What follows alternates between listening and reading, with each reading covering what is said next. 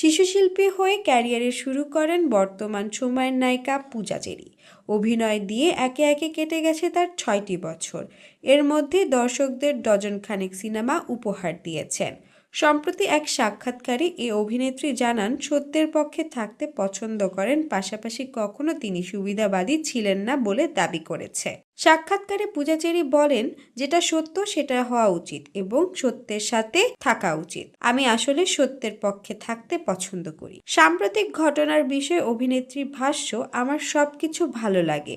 নতুন বাংলাদেশ, পুরনো বাংলাদেশ সবকিছু মিলিয়ে বাংলাদেশকে আমার খুব ভালো লাগে।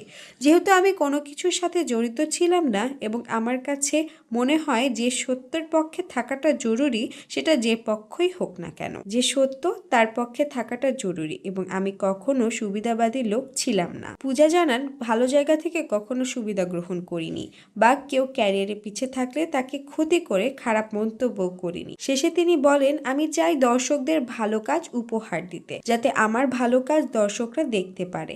আপাতত কোনো পরিকল্পনা নেই, কিছু কাজ আছে, সেই কাজগুলোই নিয়ে এগোচ্ছি। লেখ্য, পোড়ামন 2 সিনেমা নিয়ে নায়িকা হিসেবে অভিষেক হয় পূজা চেরির। তবে তার মুক্তিপ্রাপ্ত প্রথম সিনেমা নূরজাহান, এরপর দহন, প্রেম 2, গুলাই, শান সিনেমাগুলোতে বড় পর্দায় দেখা গেছে তাকে।